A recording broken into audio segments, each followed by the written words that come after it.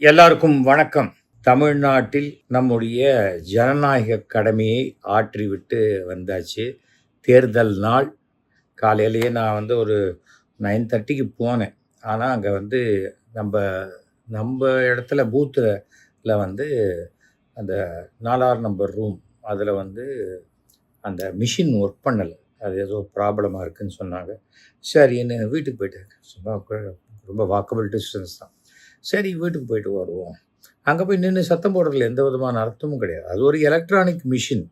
அந்த எலக்ட்ரானிக் மிஷினில் என்ன சின்ன தப்பு இருக்கோ அது ஆகத்தான் செய்யும். அந்த மாதிரி இருக்கும்போது அது கரெக்டாக ஒரு 11:30க்கு போனோம். எல்லாமே அதுக்குள்ளே அந்த க்யூலாம் முடிஞ்சு ரொம்ப ஃப்ரீயாக இருந்தது. இந்த சாயங்காலம் இன்றைக்கி 5 மணி வரைக்கும் 82% போலிங் ஆகிருக்கு. 82% இல்லை 83%. இது 6 மணி. அப்புறம் 6 மணிக்குள்ளே அந்த பூத்தில் என்டர் பண்ணிட்டா அப்புறம் அந்த கேட்டை சாத்திட்டா அதில் உள்ள 50 பேர் இருந்தால் கூட அந்த 50 பேரும் 8 மணி வரைக்கும் இருந்து ஓட்டு போடலாம். அதனால் எனக்கு தெரிஞ்சு 84% த ஹையஸ்ட் இது அச்சீவ் பண்ணிட்டோம் அப்படின்னு நம்முடைய தேர்தல் கமிஷன் மிக பிரமாதமாக பெருமையாக சொல்லிக் கொள்ளலாம்.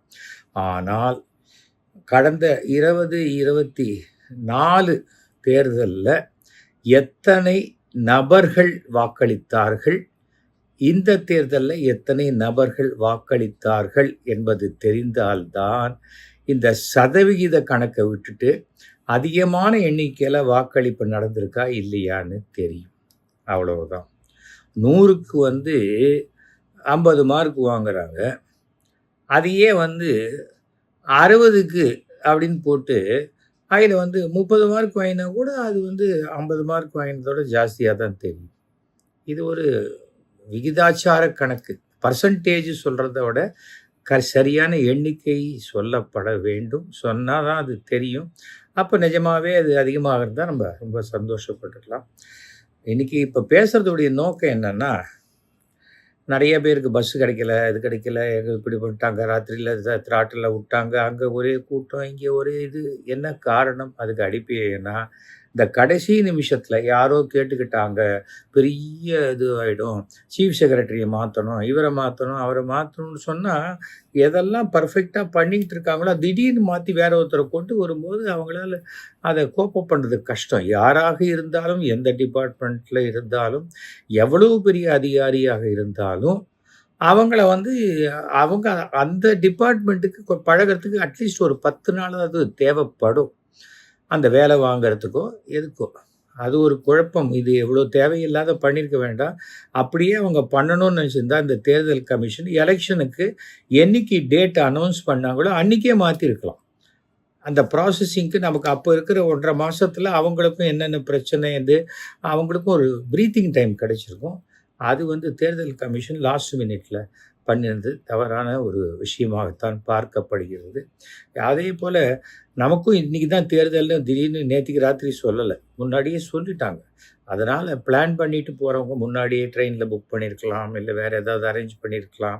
இன்றைக்கி பஸ்ஸில் அவ்வளோ கொடுத்து போகிறதுக்கு ஒன்வே ட்ராப்பு டாக்ஸிஸ் எவ்வளோ வந்திருக்கு, அதில் 5 பேர் ஷேர் பண்ணிக்கிட்டு போனால் கூட பஸ்ஸில் போகிறத விட அது சீப்பாக இருக்கும். அந்த மாதிரியான பிளானிங்கில் போயிருக்கலாம். ஆனால் மெட்ராஸ்லேருந்து கிளம்பி ராத்திரி 8 மணிக்கு கிளம்பி காலையில் 8 மணிக்கு தான் திண்டிவனமே போக முடியுதுங்கிற அளவுக்கு டிராஃபிக் ஜாம் ஆகிடுச்சின்னு சொல்லும்போது அந்த மாதிரியான இது எப்போது தான் நடக்கக்கூடிய ஒரு சூழ்நிலை. அதுக்கு யாரையும் குற்றம் சொல்லி ஒன்றும் பண்ண முடியாது. எல்லாருமே லாஸ்ட் மினிட் பிளானிங். அப்படின்னா இப்போ வெஸ்ட் பெங்கால் தேர்தல் ஒரு ட்ரெயின்லேயும் நிற்க இடம் கிடையாது, படுக்க இடம் கிடையாது, அப்படி தொங்கிக்கிட்டு போனாங்க. எல்லாருமே போயிட்டு வந்திருக்காங்க. கொஞ்சம் கஷ்டமான ஒரு விஷயந்தான். அதையும் மீறி அவங்க போய் ஓட்டளித்ததுங்கிறது சாதனையாக தான் பார்க்கப்படுகிறது. ரொம்ப வசதி இருக்கிறவங்க பிளேனில் போடுறவங்க 7,000 ரூபா டிக்கெட்டை நான் 21,000 ரூபா கொடுத்து லாஸ்ட் மினிட்ல நான் புக் பண்ணி போடுவேன் அப்படின்னு சொல்கிறவங்க அது ஒரு பெருமைக்காக பண்ணுற விஷயந்தான். யாராக இருந்தாலும் காசு வாங்காமல் விட நான் இது வரைக்கும் எந்த தேர்தலையும் 1 பைசா காசு யார்கிட்டையும் வாங்கினது கிடையாது. அதே போல் நாங்கள் இருக்கிற தெருவுக்கெல்லாம் யாரும் காசு கொடுக்கவும் முயற்சி பண்ண மாட்டாங்க. அந்த மாதிரியாக இருக்கக்கூடிய இடத்துல நாம வந்து கரெக்ட்டா நம்ம கார்ல நம்ம பெட்ரோல போட்டுக்கிறோம். போய் ஓட்டு போட்டு வந்துடுறோம். ஏன்னா, நம்மை ஆள்பவர்கள் சரியான நபராக இருக்கணும். அவ்வளோதான். அதற்கு நம்ம இந்த முயற்சிய எடுத்துக்கணும். அடுத்தது 3வதான விஷயம், நான் ஓமன்லேருந்து வந்தேன். ரூ. 1,00,000 டிக்கெட்டு போட்டு வந்தேன். இங்க வந்தா எனக்கு ஓட்டே இல்லன்னு சொல்லிட்டாங்க. அப்படின்னு ஒரு பொண்ணு அழுவுது. இன்னொருத்தர் நானு, என் பொண்ணு 2 பொண்ணும் சிங்கப்பூர்லேருந்து வந்தோம். இங்க வந்தா ஓட்டே இல்ல. எஸ்ஐஆர் ஃபார்ம் எல்லாம் என்னுடைய ஒய்ஃபு வந்து ஃபில்லப் பண்ணி குடுத்தாங்க. உலகம் முழுக்க நீங்க எங்கேருந்து வேணா இந்த எஸ்ஐஆர் ஃபார்ம ஆன்லைன்லேயே நீங்க பார்க்கலாம். அங்க வந்து உங்க பேர் இருக்கா இல்லையான்னு தெரியும். சிங்கப்பூர்லேருந்து அப்படியே கிளம்பி வரதுக்கு முன்னாடி கவுண்டர்ல டிக்கெட் வாங்கிட்டு நீங்க மெட்ராஸ்க்கு வரல. அவரும் வந்து வீட்ல அம்மா இருந்திருக்காங்க. அம்மா தான் இதெல்லாம் பண்ணினாங்கன்னு சொன்னவங்க, அம்மாவுக்கு ஃபோன் பண்ணி ஏன்னா இப்ப வாட்ஸ்அப் கால் ஃப்ரீ. முன்னெல்லாம் சிங்கப்பூர்லன்னா மேஜர் சுந்தரராஜ் பேசுவாரு. "ஹலோ, ஹலோ என்னப்பா?"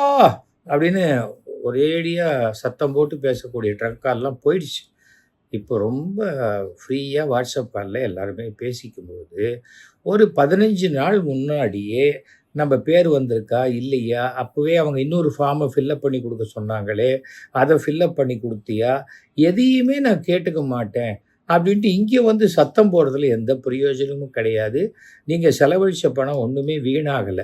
ஏன்னா, எனக்கு ஓட்டு இல்லங்கிறது நெறைய டிவில போட்டாங்க. ஸோ, அந்த பப்ளிசிட்டிய நீங்க கனெக்ட் பண்ணி பார்த்தா, சிங்கப்பூர் டிக்கெட்டு உங்களுக்கு சரியா போயிடுச்சு. ஃபர்ஸ்ட் ஆஃப் ஆல் பெரம்பூர்ல வந்து யாருக்கு ஓட்டு போடணும்னு புதுசா வந்தீங்களா என்னங்க தெரியாது. அந்த பொண்ணு ஒரு மாற்றம் வேணும்னு சொல்றாங்க. அதில ஓட்டு போடுறதுக்கு ஒரு பொண்ணு. ஆனா, அது எனக்கு கிடைக்கல. நல்ல வேளை கிடைக்கலம்மா உனக்கு. ஏன்னா, இந்த எஸ்ஐஆர் ஃபார்மையே சரியா ஃபில்லப் பண்ணி ஒரு அப்ளிகேஷன் வாங்க தெரியாத உங்களுக்கு ஓட்டு போட்டு என்ன பண்ண போறீங்க? தப்பான ஆளத்த தான் ட்ரை பண்ணுவீங்க. கேட்டா நான் விசில் அடிப்பேன்பீங்க. அதெல்லாம் நம்ம ஒண்ணும் பண்ண முடியாது. ஃபர்ஸ்ட் ஆஃப் ஆல் நாம சரியாக இருக்கணும். நான் எக்ஸ் எம்எல்ஏவா தான் இருந்தேன் மயிலாப்பூர்ல. கிட்டத்தட்ட ஒரு 5 மணி நேரம், 6 மணி நேரம் என்னுடைய பெயர், என்னுடைய ஃபேமிலி பேர் எல்லாம் இருக்கா? இல்லையா? அத்தனையும் நான் பார்த்து தான் நான் இது பண்ணியிருக்கேன். இங்க பாருங்க. இதோ எங்களுடைய ஓட்டர் ஐடி எல்லாமே ரெடியா இருக்கு. Colour ID. அவங்க காட்டுற நான் 15 வருஷமா ஓட்டு போடல. அப்படியும் நான் இந்த ஊரு என்கிட்ட இது இருக்கு. இந்த டிரைவிங் லைசென்ஸ் இருக்கு. அது இருக்கு. என்கிட்ட ரேஷன் கார்டு இருக்கு. மாவு மிஷினுக்கு போற ஃபார்ம் இருக்கு. இதெல்லாம் சொன்னா என்ன பிரயோஜனம்? அப்ப எப்ப இந்த எஸ்ஐஆர்ன்னு ஒண்ணு கொண்டு வந்தாங்களோ, நீங்க 2004ல என்னைக்கு போட்டீங்க? அன்னைக்கு என்ன அட்ரஸ்ல இருந்தீங்க? என்ன இது? அப்பா, அம்மா அந்த விஷயம் அத்தனையும் எழுதி குடுக்க சொல்லி கேட்கறாங்க. நான் தான் 15 வருஷம் முன்னாடி இருக்கிற கார்டு வச்சிருக்கேனே! அப்படின்னா செல்லுமா? நீங்க 20 வருஷம் முன்னாடி வாங்கின பாஸ்போர்ட் எடுத்துக்கிட்டு, இப்ப சிங்கப்பூர் போயிட முடியுமா? அதுக்கு தனியா விசா வாங்க வேண்டாமா? பாஸ்போர்ட்ங்கிறது 10 வருஷத்துக்கு ஒரு தடவ ரெனியூ பண்ணணுங்கிறது இருக்கு இல்லையா? இந்த மாரி வார்த்தைகள நீங்க சிங்கப்பூர் ஏர்போர்ட்ல போய் சொல்லுவீங்களா? விசாவே வாங்காத அங்க போயிட்டு, என்ன உள்ள விட மாட்டேன்ட்டாங்க. என்னது? என்ன கவர்ன்மெண்ட் நடத்துது? சொல்லிடுவீங்களா? அப்படியே புடிச்சு உள்ள போட்டுருவாங்க.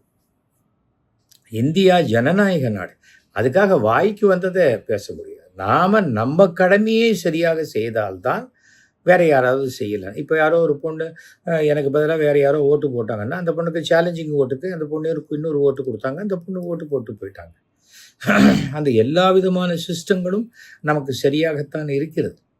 சில சமயம் எத்தனைக்கு எத்தனை உண்டுங்கிற மாதிரி அதையும் தாண்டி வந்துடுது. ஒரு ஓட்டர் ஐடிய வச்சோ, ஆதார் கார்ட வச்சோ அந்த ஃபோட்டோல இருக்கிறது தான் நாம தான் அப்படின்னு கண்டுபிடிக்கிறதுக்கே பெரிய திறமை வேண்டும். நம்ம ஃபோட்டோ நம்மள மாதிரியே வருதுன்னா, அது ஒரு பெரிய விஷயம்.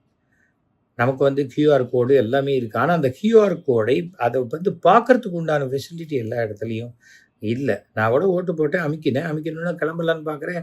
ஒரு நிமிஷம் வெயிட் பண்ணுங்க சார். ஏன்னா, அது இந்த மிஷின்ல நான் யாருக்கு ஓட்டு போட்டேனோ, அது அந்த லைட்டோட அது எரியுது. ஒரு பழைய அமைச்சர் வந்து லைட் எரியிற மிஷின போய் அமுக்கிட்டு, என் ஓட்டு பதிவாகலையேன்னு இப்போ சொன்னேன். இது இவரெல்லாம் மினிஸ்டரா வச்சுக்கிட்டு, ஐயோ! மறுபடியும் அவர் வந்துடக்கூடாதேங்கிற வேண்டியல் தான் நமக்கு ரொம்ப ஜாஸ்தியாக இருந்தது. இதெல்லாம் எதுக்காக சொல்றேன்னா, படிக்காத மக்கள் ரொம்ப ஒரு அ வசதி ரொம்ப குறைச்சலா இருக்கிறவங்கலாம், அவங்க எவ்வளவோ பொறுப்புணர்ச்சியோட இருக்காங்க. ஓரளவுக்கு மேல வசதி படைத்தவர்கள், நான் ரொம்ப படிச்சுட்டேன்னு நினைக்கிறவங்க இருக்காங்க இல்லையா? அவர்கள் தான் இந்த மாரியாக ஒரு தற்குறித்தனத்த பண்ணிட்டு, அரசாங்கத்து மேலே பழி போடுறதுங்கிறது இருக்கு. ஒரு கல்யாணத்துக்கு போகிறோம், ஒரு ரூ. 250 ரூ. 300 மொய் எழுதிட்டு 3/4 மணி நேரம் வெயிட் பண்ணி சாப்பிட்டுட்டு வரோம். நாம் மொய் எழுதிட்டு சாப்பிட்டு வர இடத்துல அதுக்கே இவ்வளோ நேரம் வெயிட் பண்ணுறோன்னா, நம்மை ஆளக்கூடியவர்களை தேர்ந்தெடுக்கக்கூடிய ஒரு மாபெரும் ஒரு விழா.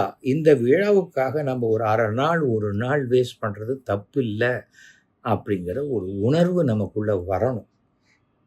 நான் 1950 பிறந்தேன்.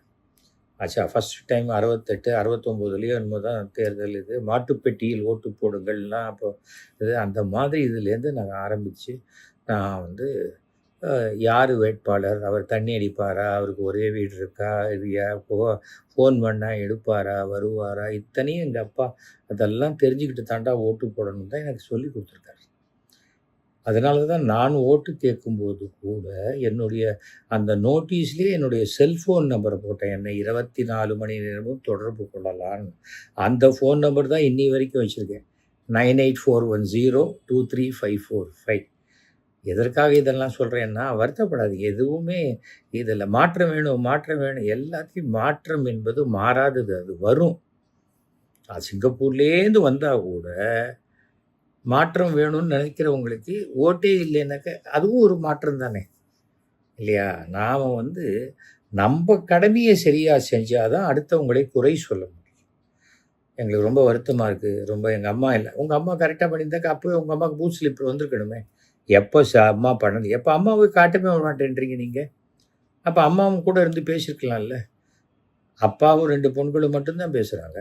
அப்போ அம்மா எங்கே? அந்த ஃபார்மை ஃபில்லப் பண்ணி எல்லாத்தையும் செய்து அம்மாவையும் காட்டி அம்மாவும் சொல்லியிருக்கணும் இல்லையா? ஏன்னா இது ஃபார்ம் தான், இதுதான் என்னுடைய ஃபார்ம், இந்த ஃபார்ம் தான். அது எங்கேயோ வீடு மாற்றிட்டேன், அதை வீடு மாற்றும் போது எங்கேயோ மிஸ் ஆகிடுச்சின்னு அவர் பெரியவர் பேசுகிறாரு. அப்போ வீடு மாற்றும் போது மாற்றினா அப்போது பழைய வீட்டு அட்ரஸுக்கு போயிருந்ததுன்னா அது வேறு தொகுதியாகவோ இல்லை வேறு ஏரியாகவோ இருந்தால் வேறு பூத்துக்குன்னு அது போயிருக்கோம், அங்கே இருக்கும். நீங்கள் அங்கே என்ன போய் கேட்கணும்? புதுசாக இருக்கிற இடத்துக்கு அப்படியே உங்களுக்கு கொண்டு வந்து கொடுப்பாங்க. நமக்கு ஒன்றும் மேஜிக் இல்லை. உலகமே ஏஐயில் இயங்கலை.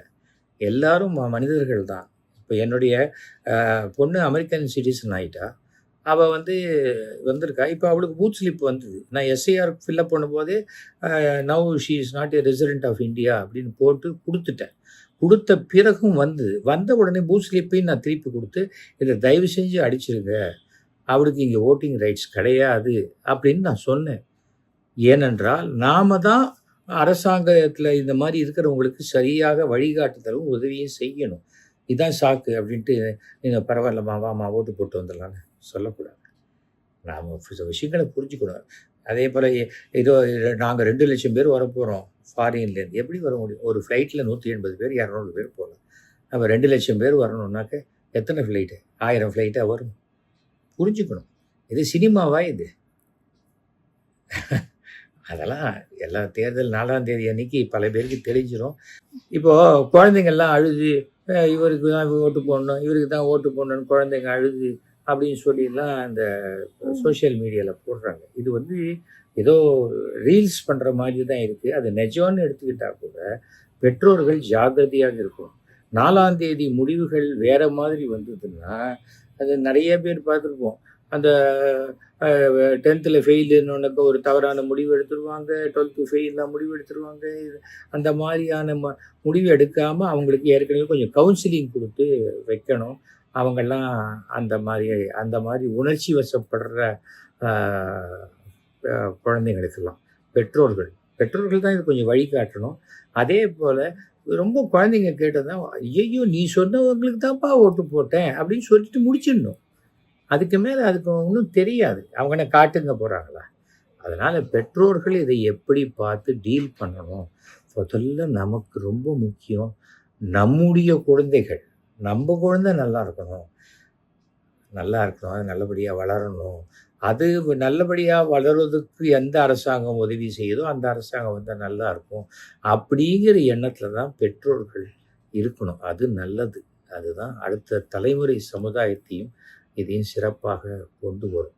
இதெல்லாம் வந்து ஒரு பிள்ளையை பெற்றவன், பெண்ணை பெற்றவன்கிற முறையில் நான் வந்து எந்த கட்சியும் சார்ந்தெல்லாம் பேசலை.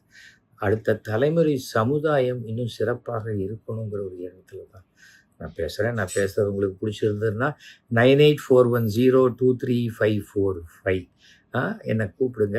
இப்போ இந்த ஓட்டு இல்ல இதெல்லாம் என்கிற ஒண்ணும் கவலைப்படாதீங்க. ஒரு 2, 3 நாள் இருங்க. இந்த 4ஆம் தேதி முடிஞ்ச உடனே, அப்ப நீங்க மறுபடியும் ஒரு அப்ளிகேஷன் குடுத்து உங்க பேரெல்லாம் உள்ள சேர்த்துக்கிட்டு, இந்த மறுபடியும் அடுத்தது கார்ப்பரேஷன் எலெக்ஷன் வரும். அதில ஓட்டு போடலாம். அப்படி இல்லன்னாக்க 29ல பாராளுமன்ற தேர்தல் வரும். அதில நீங்க ஓட்டு போடலாம்.